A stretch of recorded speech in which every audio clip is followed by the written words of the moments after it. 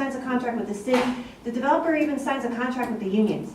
The only people missing at the table is the community. Right. So these are not, I mean, if, as much as we hate a capitalist system, everybody else has, I want to swear, everyone else has contracts. Where is our freaking contract? Okay, so I think people need to remember that. And I think especially with Obama, you know, he's a person, he's a developer, where's our contract? So anyway, that's my peeve about that.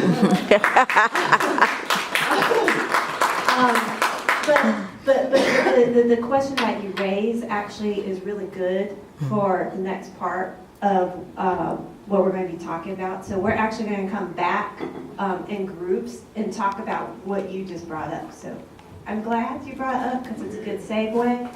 But I know we're going to take a break, but I do want folks to come back because the biggest part of why we wanted everyone to come today was to talk about that question. Like, where do we go from here? So, because, I mean, I know we've done a lot of talking and hopefully you've learned a couple things, but the next part of it is the where do we go from here and how do we come together and what are our next steps as a community all together? Because if you couldn't tell from us, we figured out we can't do it piecemeal. And we know that more stuff is coming in our communities, not just what we've talked about, but everywhere. I know Austin isn't up here, but I know they're coming to Austin. So they're there in Pilsen, they're there in Garfield Park.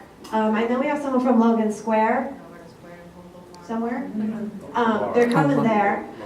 North side, I mean, it's everywhere. So I know folks have things to do, but like the next part is kind of like where the rubber hits the road. And I think someone talked about, you know, if we don't stand up, we're going to get steamrolled. So yeah, if we don't want to get steamrolled, please stay.